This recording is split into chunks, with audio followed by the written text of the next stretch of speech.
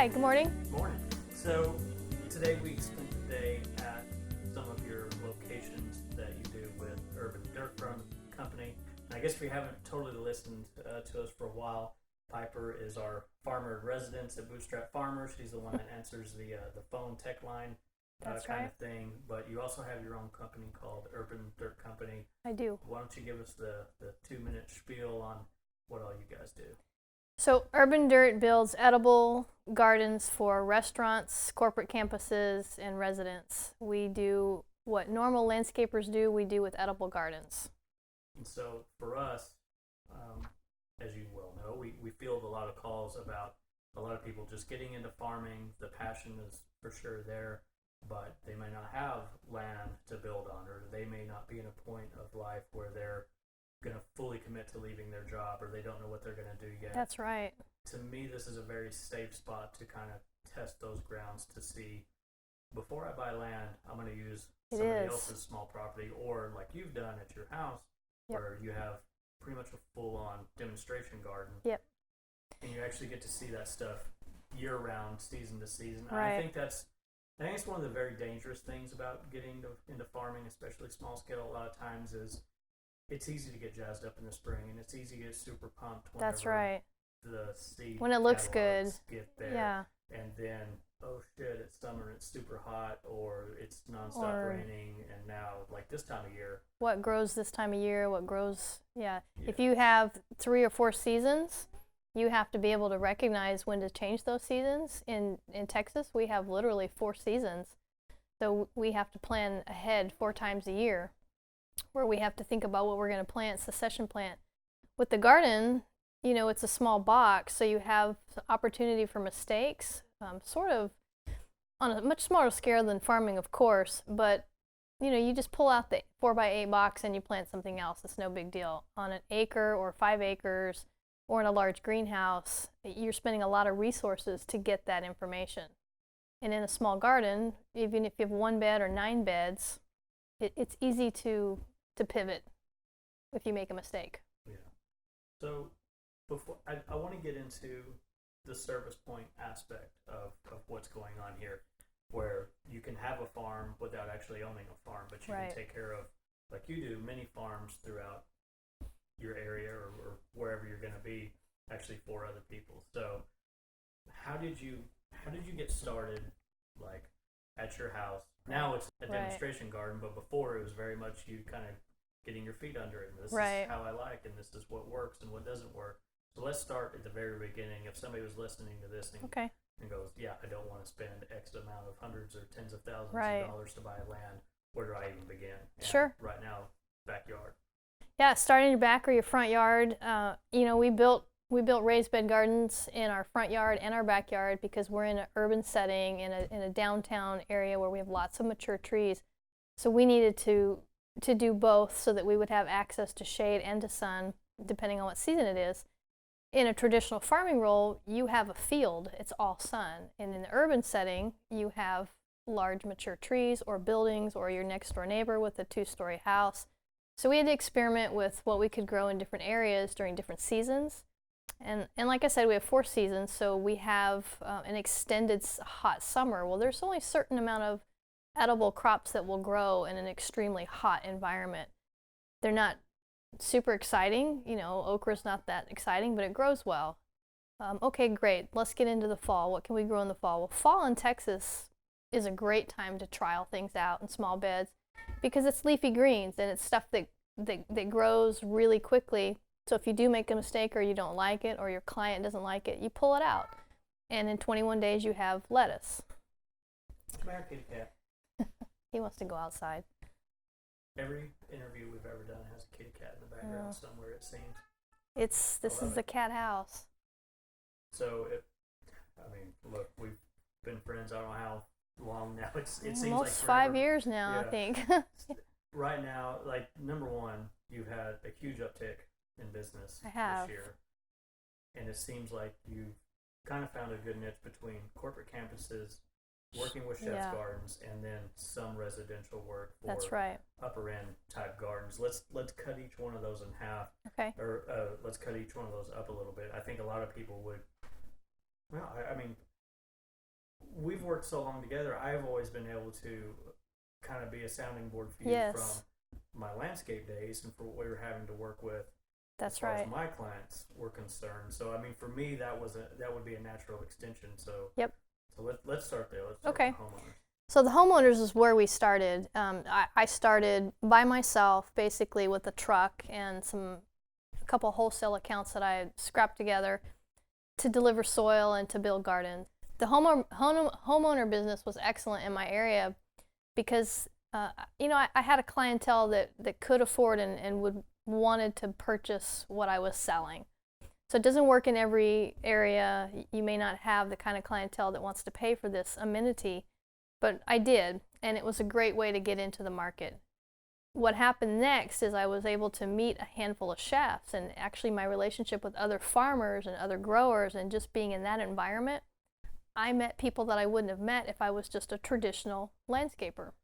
Is it fair to say that this is very community garden type, except for these are privatized community gardens because they look the same, they taste the same. That's right.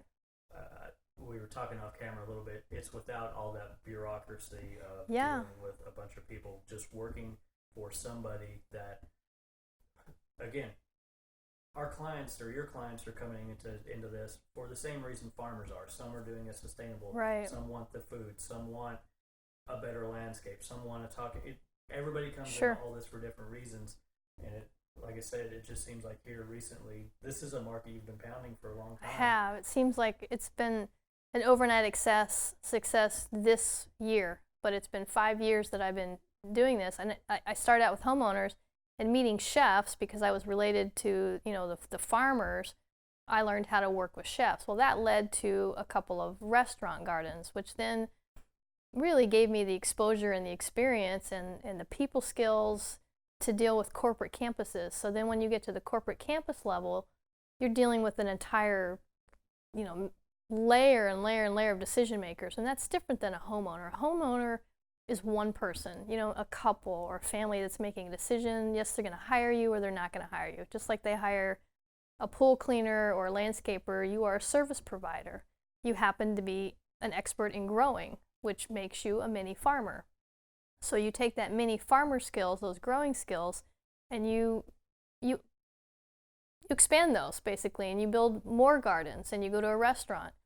What happens is you have to be really, really good at not only growing stuff, but you have to be really, really good at just talking to people. And then you have to learn how to run a business. And that's a whole different skill set that, a lot of people know that from their business environment, and then they bring it to farming. And when you get to farming, now you're learning how to grow stuff. So you learn those business skills and you just transfer those to farming, and then the hard part begins. You learn how to grow things. And then as a farmer, you have to deal with weather and irrigation. Well, as a professional gardener, you do the same thing, just on a smaller scale. So it's a really great entry level into growing. It's a business in and of itself, and it keeps me very busy, but it also allows me to grow into farming if I ever want to go do that. I have all the skills to do a farm. Do you find that people may not sometimes pull the trigger on these projects because they look at it and now realize, even though that you offer a service package as an upsell, that they may look at this as, oh, now I have something else I need to maintain and be responsible for. It's the people that you're working for, which I really like the way you're focusing on high end and leaving any of the other stuff that's going to take up your time and effort. Yeah, it's an 80-20 rule, just like everything else. Yeah, but even with those, do you find that at one point that they really, and we've never talked about this, so I just had the thought, so do you feel at one point they ever get to the point where they're like, this is going to be something now I'm going to have to do it, and is that a turnoff for some people? Yeah, several large bids that I've put together that I thought, oh, this is a slam dunk, they have the perfect space, they're excited. When it gets right down to it and I hand them the schedule, like we're going to talk about succession planting and we're going to talk about pest management, they freak out. They're like, oh my gosh, I can't do that. And one of two things happens. I don't hear from them again, or they hire me to do the service package, which ultimately is where my business flourishes, is maintaining it. And a lot of those customers will be educated along that path, and some of them just won't participate at all. I'll show up at the property, I'll let myself in, I'll do the service, and then I don't ever see them again. So, and they typically fade away after about the first season or two. They just, they don't want to do it anymore, which is fine. And then it becomes a flower bed. Yeah, and it's a flower bed, and the landscaper takes over, and yeah. So the long transition, at least 3 years between these type of homeowners into the Chef's Garden corporate campuses, you put in a lot of work on the networking side, showing up to events. Let's talk about that a little bit before we actually get into those types of gardens. So you purposefully and diligently, again, went to these things. Yeah, so I pursued them. I would love to sit here and say you and I both, created some big master plan for that right. to happen, but I think a lot but it of worked it out. We just had a hell of a lot of fun doing it. Yeah. We've worked on several projects where you and I are in the same place. Sure. Servicing either an event or being part of the event, and you got to meet a lot of people. So let's talk about showing up. Okay. And being present and right. You have to participate, and you can't just do the parts that you like. You have to do the full gamut of the business. And part of any business, farming or accounting or whatever, is networking and is learning other people in your industry. And it may not seem like the hydroponics grower that's 4 miles from your house is in your genre, but they are. And they know somebody who is also, and they know chefs, and they know marketing people, and they know property managers. So it really is a small world. It's a small community, and if you don't participate, you just don't know what's going on. And there's big events that seem like they're so unrelated, but you go to those events and you pay the fee, or you buy the ticket, or you volunteer to be behind the scenes so that you can learn and you can be part of what's going on. And what I think you're alluding to is the same people that show up to be a part of it, or you have the whole separate crowd that shows up to absorb and to witness whatever these people are throwing on. So whether it's chefs, at the end of the day, it's all foodie people. And typically it's people that can afford a little. That's the benefit, is the people that show up at these events and buy the $400 tickets or the $125 tickets.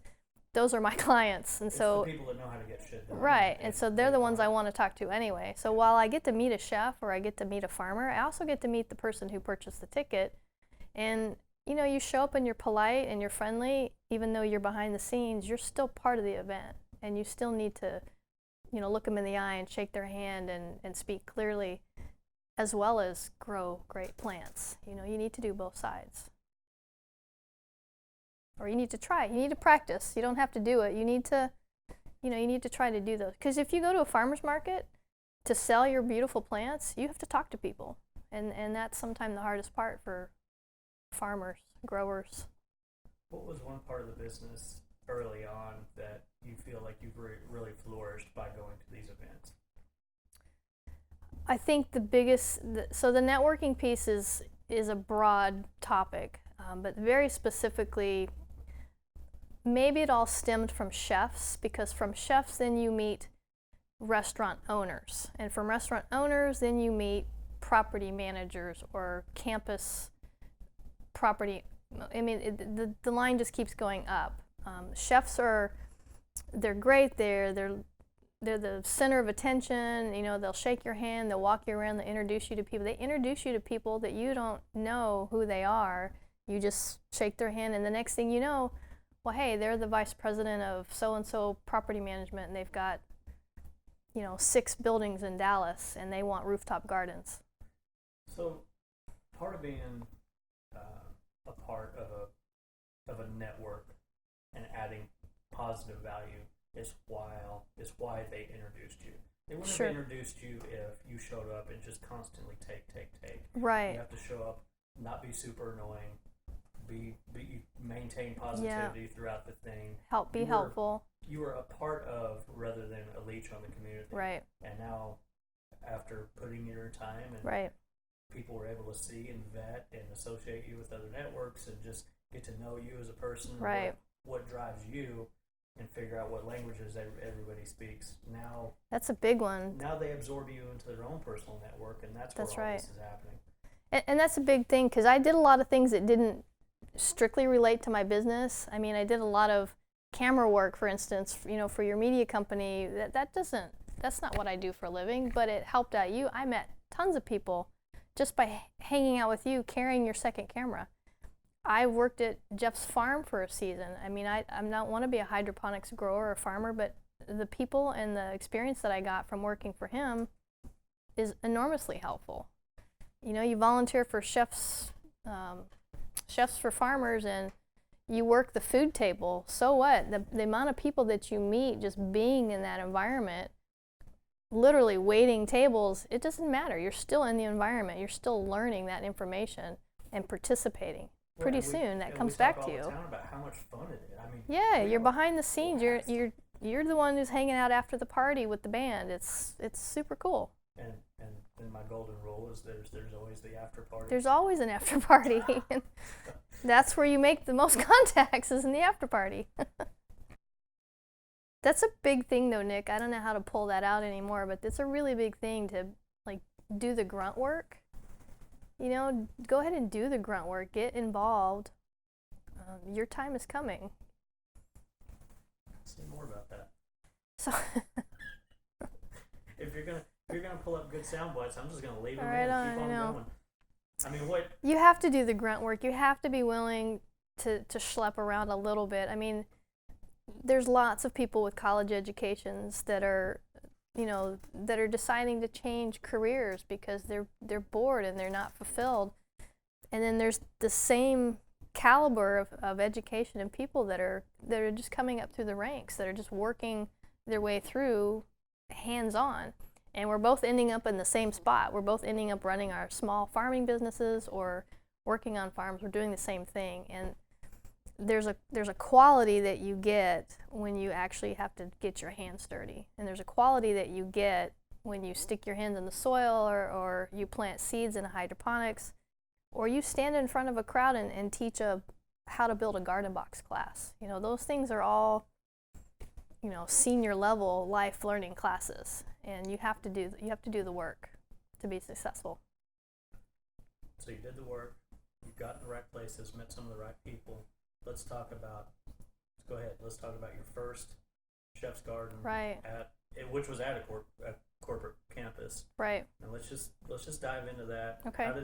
How did you guys meet? What was the initial conversation? What was their idea versus the reality of what could actually happen? Right. And then let's talk about the service of that guy, the building and the service of it. The very first chef's garden was a Hook Line restaurant in Granite Park with Chef Aaron Nelson. And I met Aaron Nelson through a farmers meetup event. Again, I'm not a farmer, I'm a gardener, but I wanted to participate in that environment. So I went to many of them. And of course, all my other farming grower friends were there, so it was comfortable, but I met this chef. And then I was introduced to the chef's restaurant's owner. So then again, you go right up the food chain, right? You meet those people, and then eventually one of the farmers that I know is now servicing that restaurant. He's recommending me as their edible garden landscape person. Oh yeah, I already know her. That's great, because I had already laid the groundwork and introduced myself. And I forgot they were actually part of that feasibility study I did for their. They were. So we were tied in multiple, or you were tied in multiple right. ways. Yeah, you were working for them, putting a bid in front of them for their restaurant farm. Jeff was, putting together his bid to service them for his hydroponic lettuce. I was trying to build an edible garden for their patio. The three of us were already, related through our farming environments, and now we're all working for this one client, and it's literally a small world. And then from there, you have your name out there. You have your name on your shirt. You're friendly to everybody who walks by while you're servicing it. Pretty soon people are like, oh, this is your garden. Great. Well, we'd like to talk to you about coming over here. And it steamrolls from there. And you meet more people, and you meet more business owners. And because by the way, the competition is walking these other places. That's right. And yeah. You never know who's there. You never know who's there. And it was the president of a large Dallas-based landscaping company that approached me originally to get me to do a bid for him for an HOA that he was servicing. And I mean, it's one of the largest landscaping companies in Dallas, and it was shocking and it was scary, because then I had to go through the whole process of building my business up to a point where I could service that.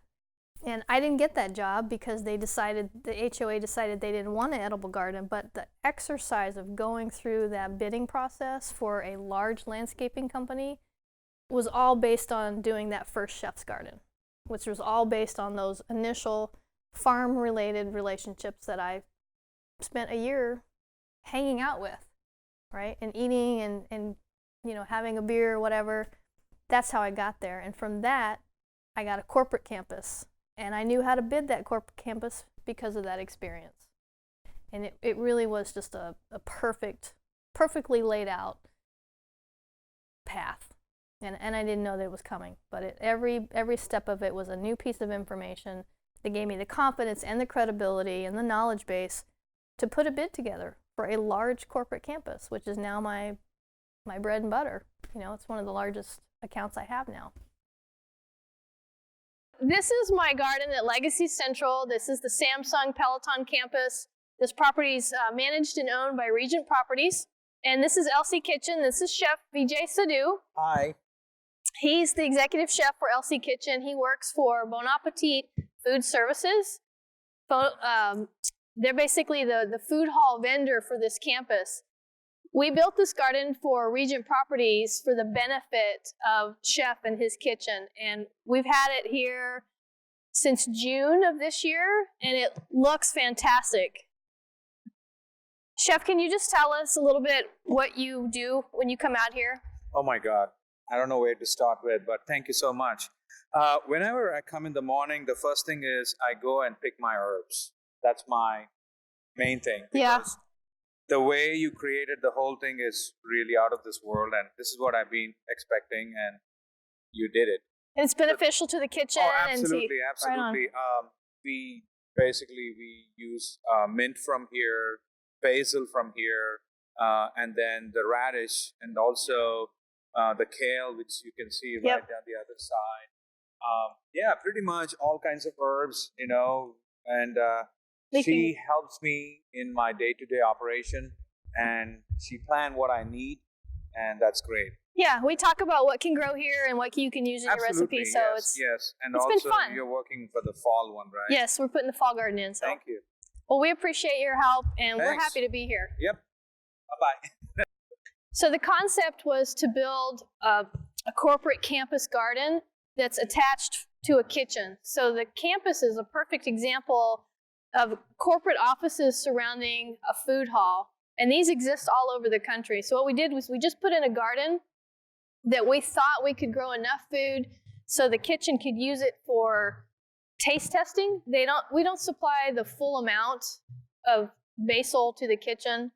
We don't supply the full amount of anything, but it's just enough so they can do demo plates or taste testing or trialing of new stuff, and then he can order that from the local farmers. Bon Appetit Food Services has a policy of getting, I believe it's 80% of their product, their protein and their vegetables and all their product from 150 miles locally. So they are supporting a pretty big local network.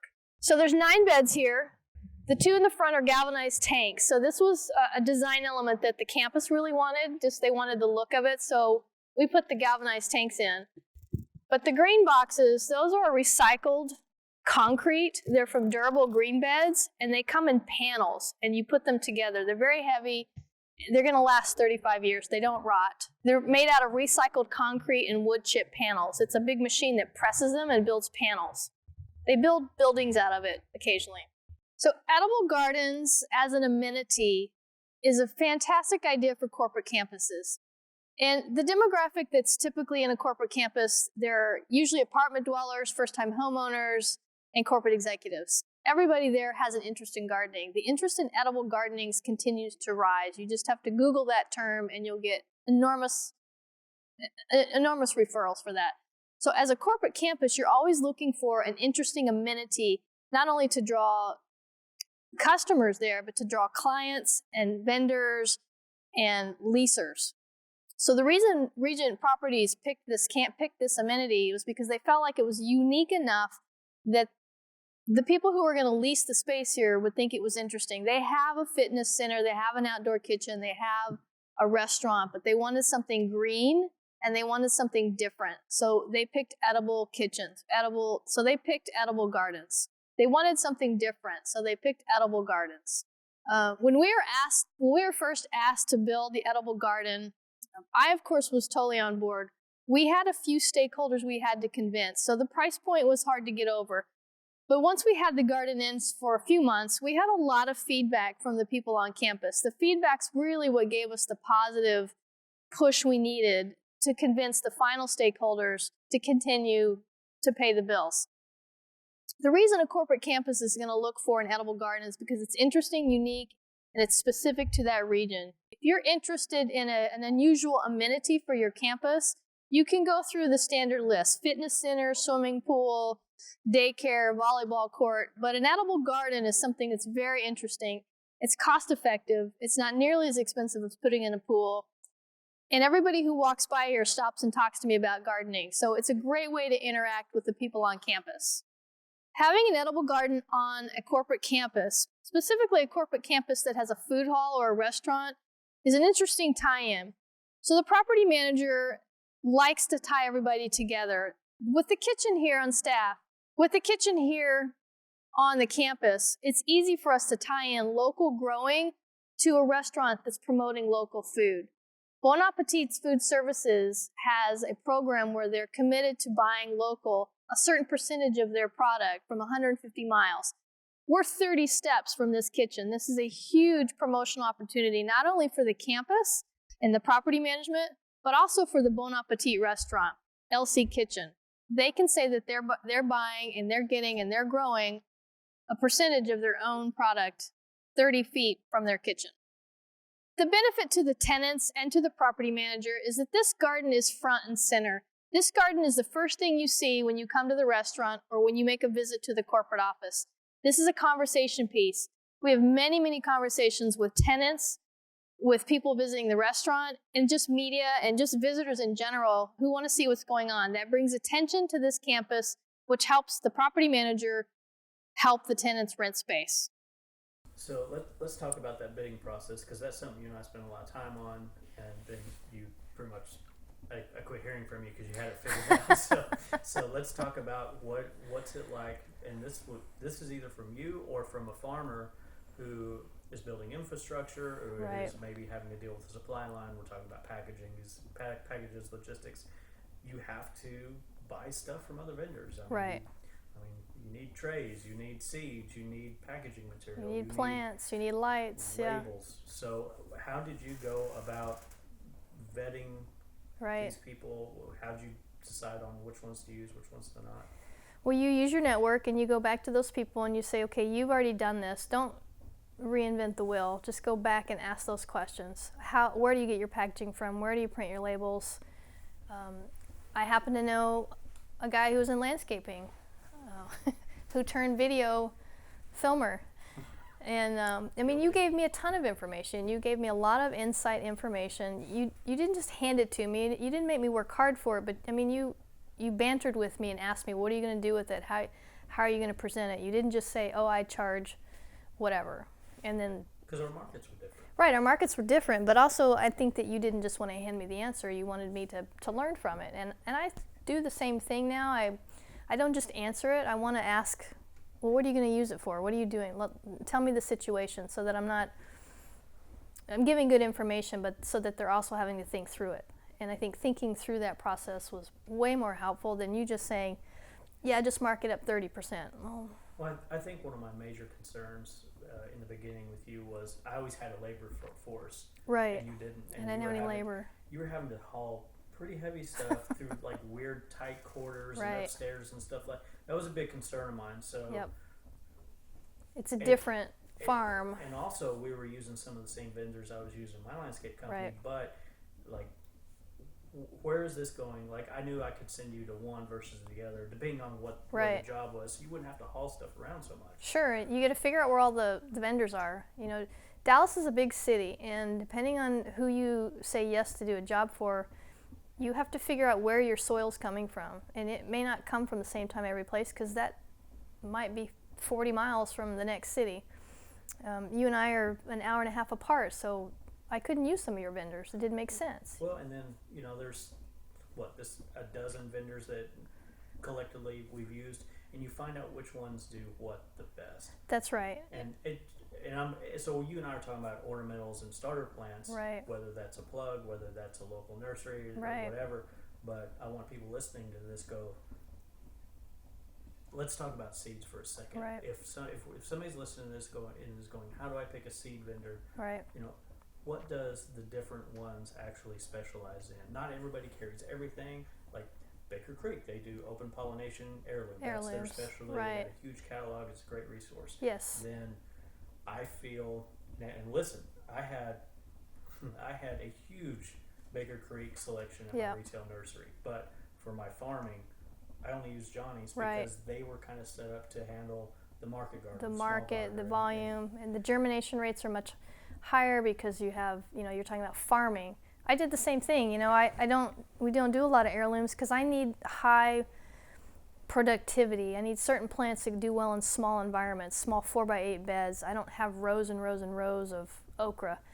So I needed to find seed companies that provided patio-sized plants, if you will, instead of like the full-size plant, or determinate tomatoes instead of indeterminate because they're in small environments. And so I had to research that a little bit.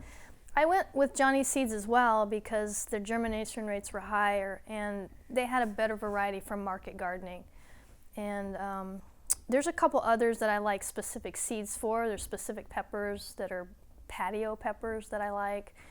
But for the most part, you pick a seed company that you like that gives you what you need, and then you pick a supplier. And when you and I started talking about this, and we both started leaning towards Bootstrap Farmer because it was, again, it was one of those relationships that just fit really well. It was easy for me to pick out the things that I needed for my small batch gardens. And it turned out that the same things that work for farmers work for gardeners. And it was an easy fit for me. And the neat thing about your gardening is it is at volume and it is at scale to some degree. And I want to talk about the scale that under the lens of what you do. You're not doing acres. You're not doing. Right. You're not even doing like market gardens. You're literally doing small square foot gardens. Square I want to talk gardens. about what's the same. Like what are the same components, and then we'll talk about the differences. Right. So I would say that for same, irrigation, airflow. Right. Pest pressure. Soil, pest pressure.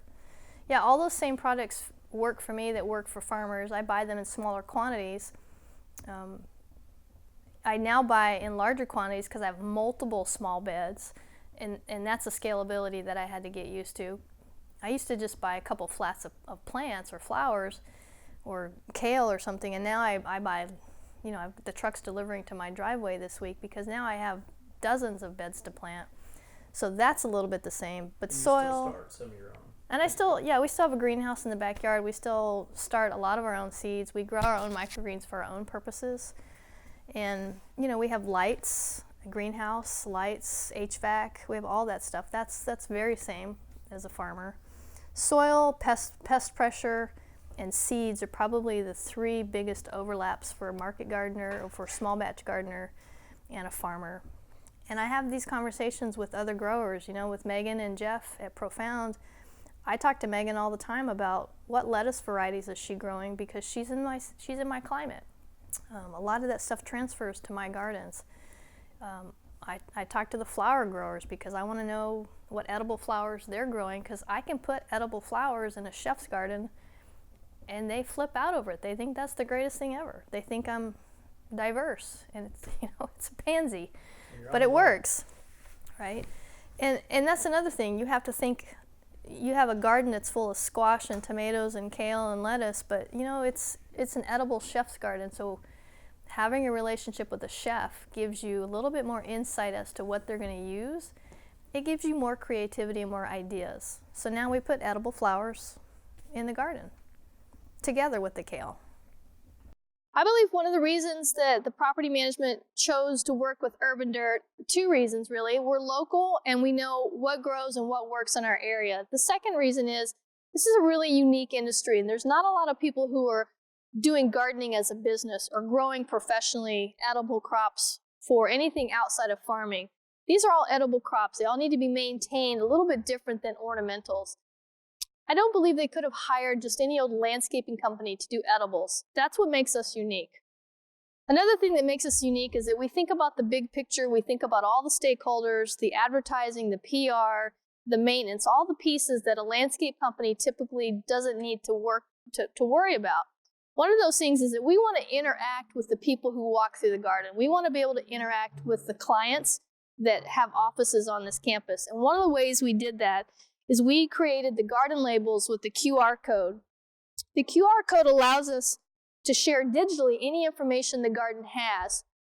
This QR code can go to any website we want. It can go to our website for advertising. It can go to the chef's kitchen website so he can promote specials. The property management can use it for advertising, to promote events. The QR code is a nice technology piece that adds modernization to the garden. The other reason I think that they picked Urban Dirt was just the fact that we're very friendly and we're here all the time. We show up to this campus twice a week. We interact with the chef, we interact with the property management, the security, the people on campus. So the garden was designed with some aesthetics in mind. Any good designer is going to have different colors and different levels of planting. So we had to work with what was going to show from the patio, from the kitchen. We wanted people to be able to look out over the area and see different plants, as well as bring in a lot of the maintenance and the landscape that's already here on the campus. We tried to combine a lot of different colors. So if we've got mustard growing, we don't want just green mustard. We want mustard with some purple and some red. We want some variety. We want some height to show some depth to the garden. As we transition seasons, we're going to have the beans and the cucumbers growing tall in contrast to the short leafy greens. It gives a lot of interest to what people see when they either walk through or when they sit on the patio for lunch. So what's different? What's different is each client is, so I have to deal with clients. So in that respect, I'm like a landscaper, not a farmer. If I was a farmer, I would still have a farmer's market, or I would have grocery stores or restaurants, but my clients, usually they're hands-on and they're in my environment a lot more. So the chefs are in my gardens, or the homeowners are in my gardens. Chefs are doing chef things in the garden. Yeah, they're not helping necessarily. They're maybe picking and cutting things that they shouldn't, that aren't ready, but it's okay. And they always... Because you realize it's their thing, and I want them to come participate, but I still need to manage I still need for the garden to produce, which means I need for them not to pick the radishes just yet, right? So the education and the interacting with somebody who's in your garden, and usually they're in public spaces. So one of the things that's different is it's not private. It's private land and it's a private garden, but it's usually in a public arena where people see it, which means now I have to interact with the public and the education. And occasionally, I walk up on a garden and then somebody's in there picking all the peppers. And I have to, hey, that's for the chef, but you want to try one, go ahead and try it. So there's maybe the people skills is maybe a little bit different than a farmer, for sure. You also have to deal with different containers. So sure. There's galvanized tubs, there's concrete, there's wood, there's grow bags, there's right, the containers. Very small containers. Yeah, patio planters. Patio planters hang on the edge. You want large edibles. The galvanized containers in Texas, they're so popular. It's hard because they get hot. They don't drain well, but they look good. They look cool. They dry out at certain spots. They dry out on the edge, yeah. And then you've got wood that fades and rots because of our humidity. So then we go to the concrete press, so the recycled concrete panels, which are crazy expensive and crazy heavy, but they're awesome, and they can be painted and they look good and they last forever. They're permeable, they breathe. You're dealing with the design aspect as well, and aesthetics that nobody cares what your farm looks like really, as long as the plants grow. Unless you're giving tours, you can do anything you want. The gardens are a showpiece, and they're for PR, and they're for the property manager to show off. They're for the homeowners to show off. So they need to look good. Food crops are hard to keep clean all the time. You know, flowers, you go deadhead them. Great. A kale plant, it's got bugs. You know. Or vining crops take Yeah, up or a lot of real estate. the tomatoes are all over the place, and half of it's brown, but it's still producing. So you leave it in place. You know, they stay a little bit longer than they should because they're producing, not because they're pretty. Sure. So there's some difference in maintaining crops, food crops, whereas a farmer, that season's over, pull it out, plant the new one. And the market gardening, same way. So whenever I was tasked to do a landscape design for somebody, I always started out with, what do you not like? What Sure. colors do you not like? Because they could tell you, well, they did tell you, that's all I heard was, well, we don't know, that's why we got you, just Right. figure it out. Okay, and I always start, what color do you not like? Right. Boom. And I could eliminate X, Y, and Z plants. A right lot off of the bat. plants. And then I was then left with, okay, this is what I have to deal with, and that's Narrow it these down. are now your choices, instead of me going, here's the entire nursery. Yeah, you can't give Yeah. them choices. They don't, well, I want that. Well, that actually is only going to flower for a couple Right. of weeks, you know. And I always asked what their motivation was. Do I have control of the irrigation, which I would imagine for you is I have to have irrigation control. And actually, and access. I've started asking if people are allergic to things, because I don't really want to have to get into that micromanagement, but because they're restaurant gardens and a lot of them are on patios or accessible, or I don't grow ghost peppers because I'm afraid somebody's going to go over there and touch it Yeah. and then touch their face and then complain to the restaurant. So there's some things I think through, but I actually don't give them a lot of choice either. I say, here's what grows well in this environment, this container, this space, this sun, this shade, and they get very little choice. And for that, I get to charge more money because now I'm really the expert. Wait, so you can't grow like kale and then avocados in the same bed? No, you can't. Or citrus, or, Well, I mean, you know, there's some things you just can't have. You have to build up to that. You have to have the confidence to actually play that role before you're really confident to do it. You just have to do it. And this is when it's okay to tell a client no. This You is can okay say no. when, no, actually the client doesn't know best. That's right. At the end of the day, if they decide to put that out, that's on them. It is, and you know they don't know how to get these plants anyway, so they couldn't go around me if they tried. So you can stand your ground. You can say, look, this is what works best, and if they push back, if somebody pushed back and said, look, I want ghost peppers, and I want it right here by the kids' menu board, I'm like, I'm gonna say no, right? And here's why. You don't have to take my word for it. Well, I have liabilities for sure, but I just want to make sure that. Yeah, I want to make sure that I don't get in trouble, and really that the chef doesn't get called out on anything, because, you know, if something happens to them, I lose the garden. But the liability, that brings up that's a whole nother podcast, insurance and all that stuff. You get it, right? Just get it. Just bite the bullet. Don't call us and ask where to go. You have to ask your local go people. figure it out. Go research it. Get commercial liability insurance. Just do it, because especially with what I'm doing in corporate campuses and restaurants, any contract that I have to sign, it's in the small print. They won't hire me. Nobody will even talk to me if I don't have a liability insurance. Yeah. They don't even want me on the campus.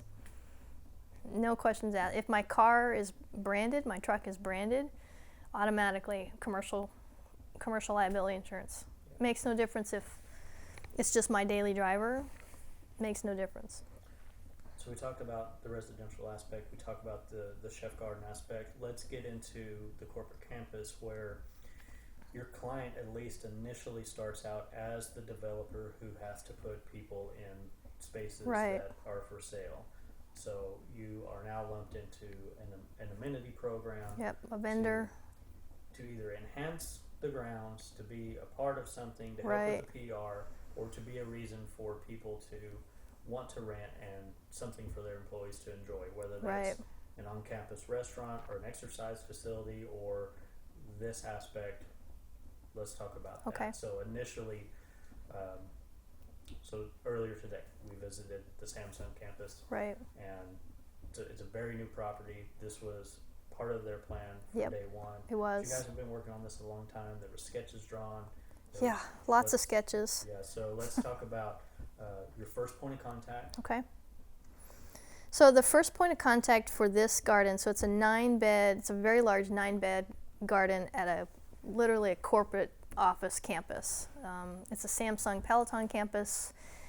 It's probably 60% full, so they're still looking for tenants, so it's going to continue to grow. So the property manager, Regent Properties, first contacted me because they saw my garden label sign in another garden in one of the other corporate gardens that I take care of, and they called and said, look, we need a green amenity and we think Edible Gardens fits the bill. Can you come talk to us? And I said, of course I will. Yay, corporate campus. So I went, and it wasn't as long of a sales cycle as I thought it was going to be, and it's probably the shortest one I've had so far of all the corporate campuses. They already knew what they wanted, but we had back and forth design options and design input from several different layers of stakeholders. Their architect was in California, so we had to go back and forth on what plants they had suggested versus what plants grow in our climate. So in that respects, I became the authority on butterfly plants and migration and just things I didn't really need to know about. But well, and I had the benefit of working with the on-site landscaper maintenance crew, and they put their part of the bid in and I put my part of the bid in order to put the garden together. They did the landscaping and the demo of the grass. They tore it all out. So I did the easy part, right? I did the design of the garden beds and the food crops. And then the hard part was relating to the architect, which was in a different state, and the plant list, and going back and forth on that. Then the color scheme, we wanted a certain color scheme. So what materials can we build garden beds out of that we can paint? Well, it's hard to paint galvanized tanks. So that's originally what they wanted. So we settled on 2 galvanized tanks to keep the industrial look, and then the recycled concrete press board from Durable Green to do the garden beds because it was paintable and it was long lasting and maintenance free. And it was in the price point that they were looking for. So, I took care of all that. I took care of the logistics, the purchasing, the delivery, part of the design. I do all the maintenance and all the irrigation now that it's in place. So it's a really good account for me, and it actually it pushed me to a level now where I can present my business and my edible gardens to pretty much any corporate campus anywhere. If somebody called and said I need a rooftop garden at the airport, I could do it. You've got social proof. You got I could do it. And if I couldn't, I know all the people around me that I could call. I could figure it out. So we were there today, and several people came up and talked to you. Like the security people came up and hammed it up for a minute. Right. The chef came out and talked to us for Yep. a little bit. It's like you're very much ingrained in that campus. Yeah, I'm there a lot. So that's the curveball. Mm-hmm. You get the design, everything's built, everything's fine, and now you go from kind of dealing with the developers to now there's the chef that this thing is actually built for, Right. which is where everybody at this corporate campus eats. That's right. So the food hall that's on campus, Legacy Kitchen, LC Kitchen, is actually a vendor of the property management. So the property management hires the food company or the restaurant, and so they have that relationship. And then they hired me as a vendor. So then not only are we both working for the property management company, but now we have a relationship together that we have to get along with and play with together. Legacy doesn't pay me. I don't have an agreement with the chef, but that's the relationship that we were put together in. So now that's my primary stakeholder, because that's where the PR comes from for the kitchen, that's where the PR comes from for the property manager, and honestly, that's where the PR and the push comes from for me, because that's what people want to see. They want to see a chef in my garden, because they want that too. So I talk to Chef Sadhu probably almost every visit that I'm out there, so twice a week, and then his whole crew behind the scenes, I know all of them, and we do filming, and we film them peeling potatoes. We just do fun stuff. They wave at me when they're leaving for work. They all bought company T-shirts. It's very fun. And then they come out into the garden and pick the basil or whatever, and we talk about what to do with their house. So now I've got this whole other layer of relationships, right? Who knows where that's going to go? Well, and as you've played with all these people over these years, those people that are with that chef, they're going to go somewhere. They're going to go somewhere else. They're going to talk. And they're going to want a garden in their 5-star hotel, and I'm going to be there. That's right. But the chef's integral because he knows that this is for him, but he doesn't act that way. He's very interested in my success and whatever he can do to help me. And he's actually really, really interested in having access to the garden, like legitimately interested in cutting his own basil. So let's talk about what I could see the Facebook crowd going, yeah, that's all great, but that doesn't supply the whole restaurant. Right. So is this a front or is this just a PR piece? Right. Explain how this is not a PR Sure. piece for that. Oh, look, it is a PR piece. It is a PR piece, but let's talk about the functionality of what it actually does for that kitchen. Right.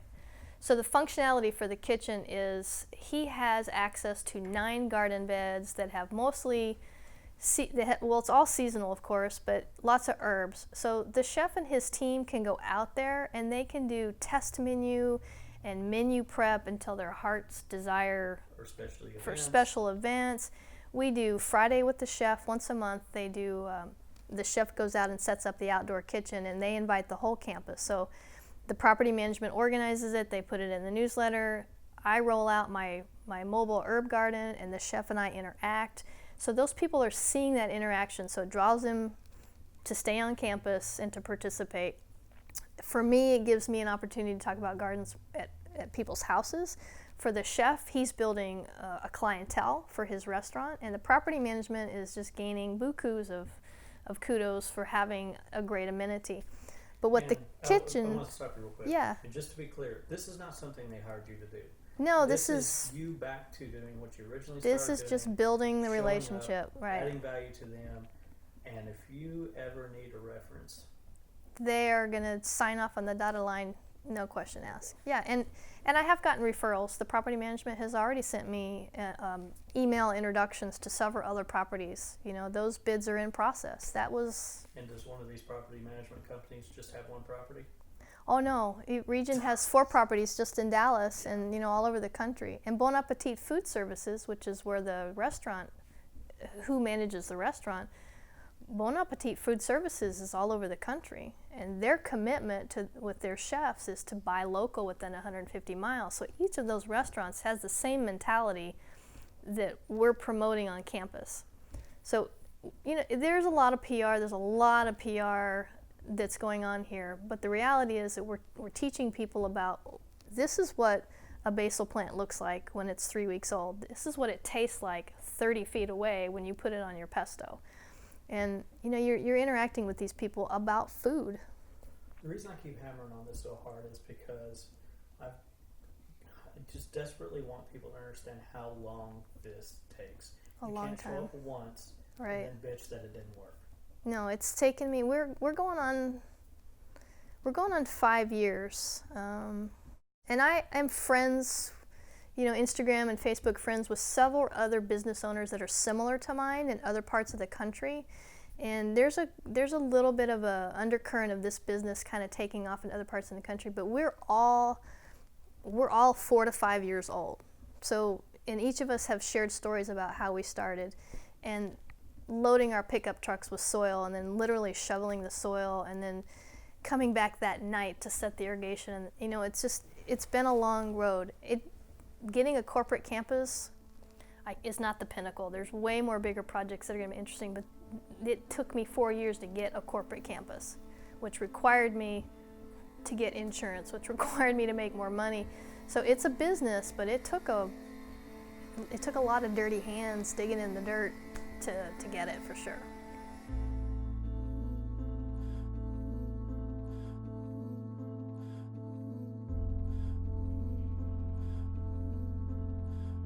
This is the Chef Gardens for Patina Green's restaurant. They are a local restaurant here in McKinney. They're in the historic square just a few blocks from here. This garden belongs to Chef Robert Lyford. He typically tells me what he wants to plant each season, and we do our best to try to accommodate that. Sometimes we grow a lot of the starts in our own greenhouse, and sometimes we purchase the starts in other places. But primarily, right now, we're growing leafy greens and root crops. Everything that's in this garden, the chef uses, not necessarily in the restaurant all the time, but he does a lot of catering, a lot of special events, a lot of farm to tables. So this garden supports that activity. There's 9 garden beds here. The garden actually belongs to a private residence. There's a property here in downtown McKinney, and they give Patina Greens the space for this garden, and then Patina Greens has me maintain it and take care of it. I work really closely with the baker and with the chef to try to get stuff in this garden that they can use in their restaurant and their farm-to-table events. The best part about working for a local chef, somebody that's in your own neighborhood, you get to collaborate a little bit more. So this garden is specifically for a restaurant that's very close, and that chef and myself, we both live in this neighborhood, so we have the opportunity to interact with each other on a weekly basis. There's a lot of times where we run into each other in other areas, so it's really fun to be able to build a garden for somebody who lives in your area. Corporate campus, you're dealing with a lot of different layers of people that you're trying to accommodate their needs, but the chef here, whatever he and I decide we're going to do, we just do it. We don't need to put it forth to a board or to a meeting. We just sort of decide, and it's very localized. It's a lot of fun. The chef's menu at his restaurant and for his farm to tables, he has to plan not as far ahead as most restaurants have to plan, so we can be pretty nimble in what we're growing. We do plan season to season, but whatever we can grow in this downtown urban area where we don't have a lot of sun, he uses everything. He does a lot of pickling, a lot of fermenting, and what we can grow in this urban garden primarily drives what he will do on a special event for his restaurant. We do try to grow a lot of tomatoes. We do as much as we can to grow tomatoes, even though we don't have great sun, and they're doing fantastic this year. We're doing a lot of root crops. We do 2 or 3 beds worth of garlic throughout the winter. The garlic's already starting to pop up. We planted it in early October. And you'll see this garlic hanging on his wall. You'll see everything in this garden you'll see in his restaurant or on his farm-to-table events. The unique thing about this garden is it is downtown, a historic district, so there are some parameters that you have to take into account when you do anything outside of the normal. We didn't really get a lot of pushback when we started building the garden. In fact, we get a lot of people who walk by every day and want to know how they can do this in their own yard. The residents who live here, they participate in the garden. They come out often and pick basil or tomato. And really, it's an interaction with an urban setting that you just don't get on a corporate campus. This garden was already built. The structure was already built when I came on board to help Robert take care of this garden. The homeowner had this built. The irrigation was already in place. The concrete beds had already been poured. The fence had already been built. So the challenge for me was to come in and plant it with edible crops based on the existing drip lines. We did a lot of altercations. We had to dig up the old drip lines and replace them with things that were appropriate. The long drip lines for root crops, for instance, and the individual heads for some of the larger crops, the tomatoes and the peppers. The challenge coming into an area that's already semi-set up is really transitioning most often from ornamental crops to edible crops, and that's primarily a sun issue, a shade issue, and an irrigation issue, which we took care of. One of the interesting things about having a farm without a farm at service points is that I still get to participate in all the agricultural pieces. I still grow a lot of my own starts, start my own seeds. I have to worry about making sure seeds live. I have to transplant.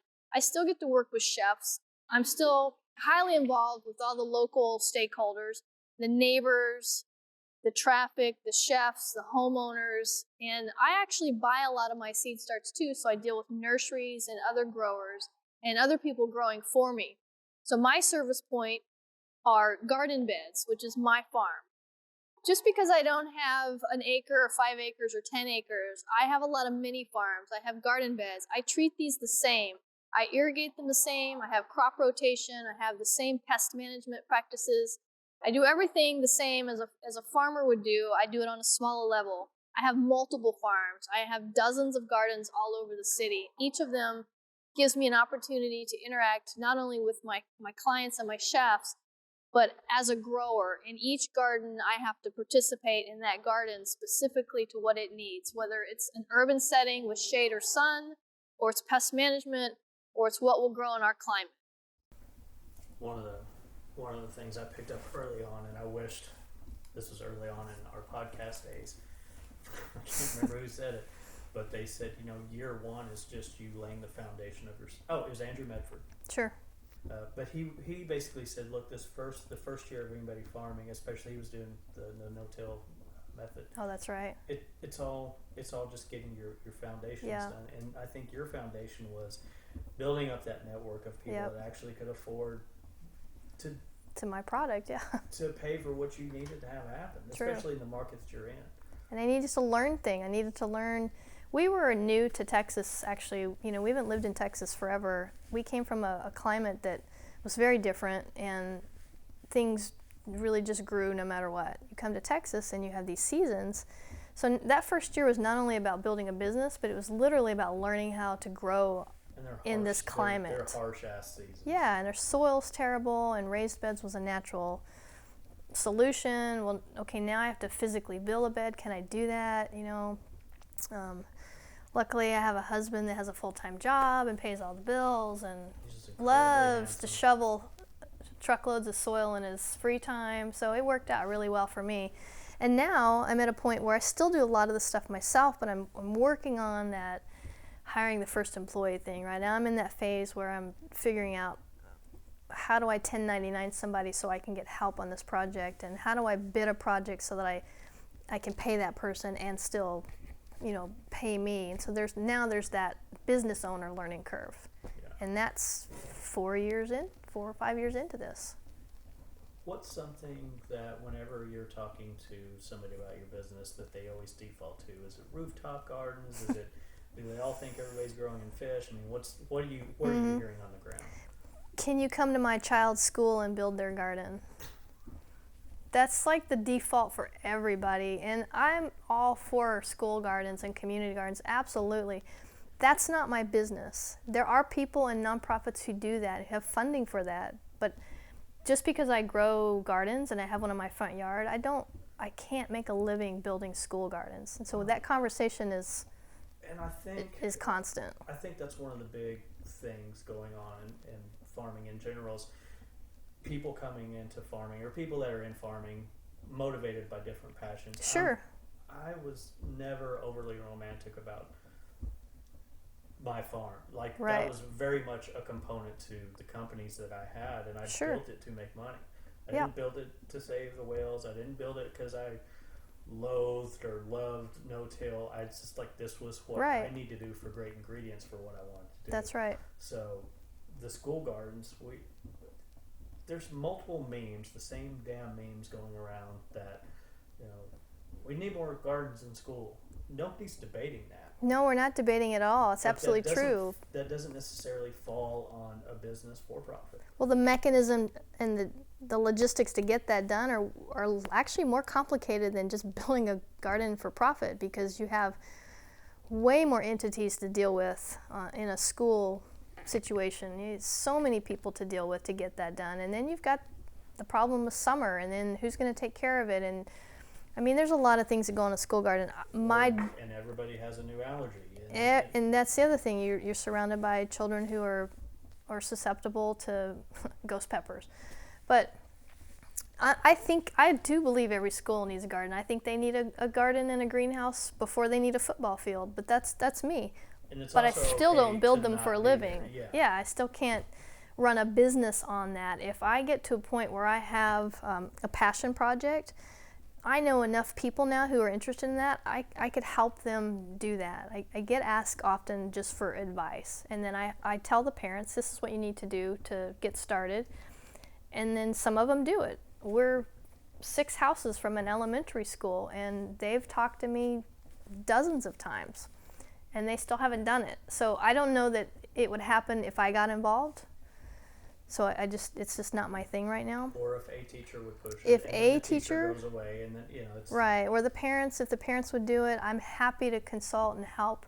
I don't mind giving my information and my time away for free, but giving soil and you're driving your truck around to pick up lumber, somebody has to foot the bill for that. Home Depot's not going to give it to me for free. I mean, they might if I asked nicely, but then I've got to. That's not your job. That's not my job. That's not my somebody else. business. Yeah. It might be my job. It's not my business model. And my business model is for profit. And that profit allows me to build an income for my family and an income that's going to allow us to do bigger things later on. And that's the reason I run a small business. I'm going to change gears on you. So, what every business owner, every person out there starts, whatever they're going to start, and distractions come up. And sometimes they're way down the side road and become complete shiny objects. Yeah. So give us an example of one time that you got distracted. Just one? Just one. I think hydroponics probably was my biggest distraction. I actually spent a lot of money building a hydroponics system in our greenhouse, which I originally built for starts for the business, and it quickly turned into a hydroponics greenhouse. I went and got a part-time job with a big hydroponics grower, and I learned a ton of stuff from Jeff, and I still lean on him for a lot of things. And he says the door's open anytime I want to come back, but I don't really want to grow hydroponically. But man, I went deep into the hydroponics and then came up 6 or 7 months later and said, nope, I got to stick with soil.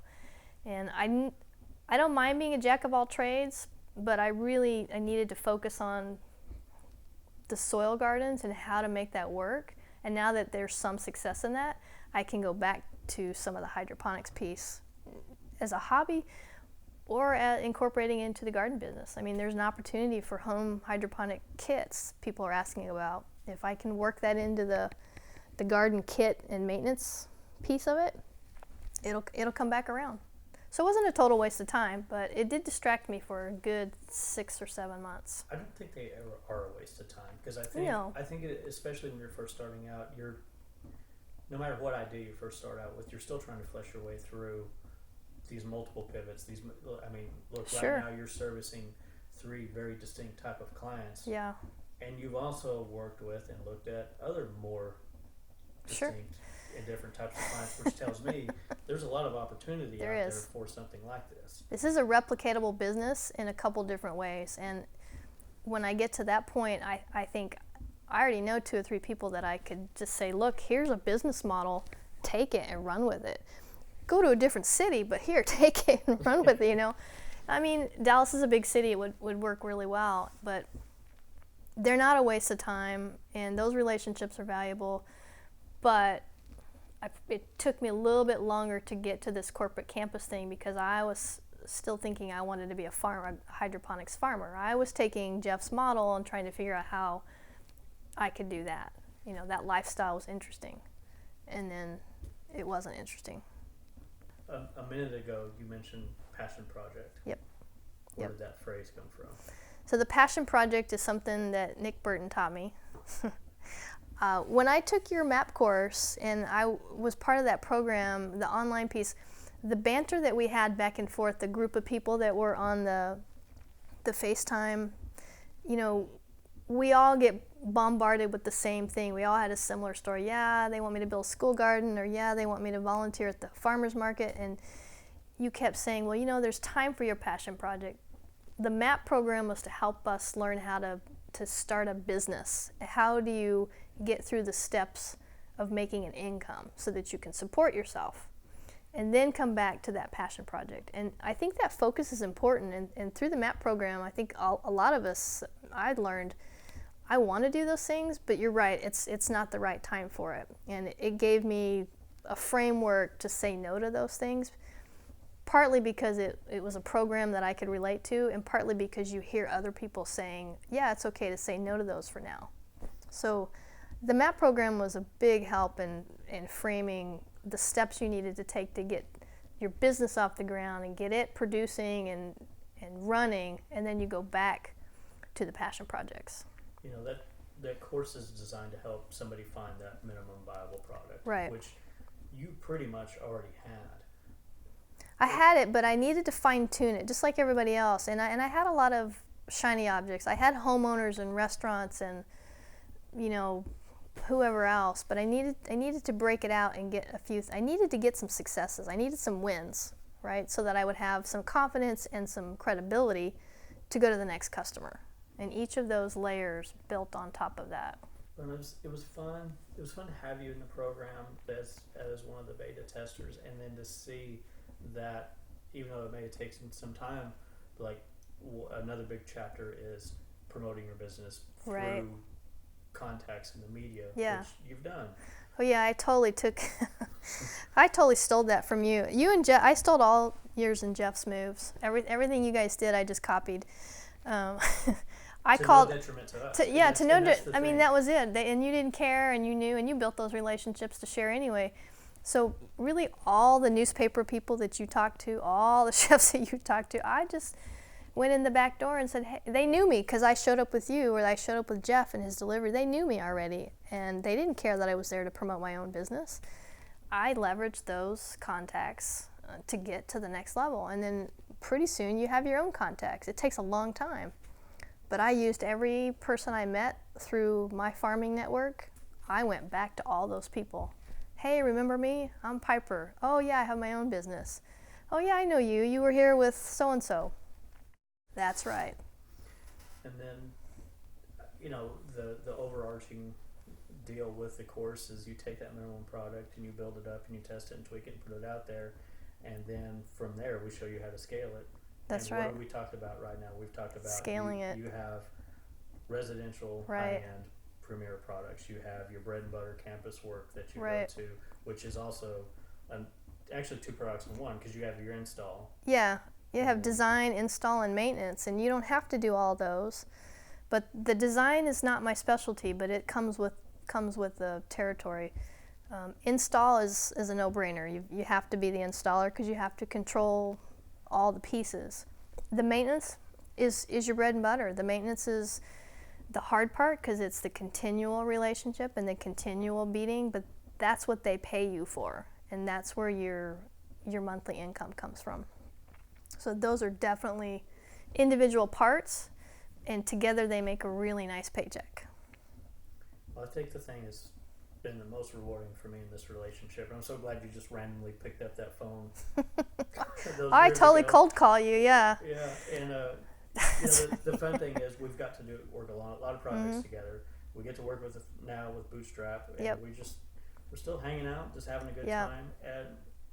But I've got to see your business start out with your idea. Right. It's changed over time. It has. The quality has gone up. To see you on a magazine or just on somebody else's video, it's just so much fun to see that go through. So it's been good, and the relationships they cross over. I mean, it's a little bit of a small world, but we all know each other, and it's just like finding a job in the real world. You get the best job interview from a referral, and instead of from a cold resume. And so the fact that we know each other helped me get on with Bootstrap. The fact that I know Jeff helped me get into kitchens. The fact that I am friends with Megan, the master gardener, has helped me solve countless gardening problems that I just couldn't do. Well, I think the final component is now you're sitting here telling your story. Right. You're sharing what you've learned instead of holding it in and going, nobody else can know this information. No. You've always shared it. You've always been a resource for people. So thank you. You're welcome. Very much. And we have we got a thing to go to tonight. Another networking event. So we're going to get out of here. Piper at Urban Dirt Company. Love you. Thank you. Thanks, Nick.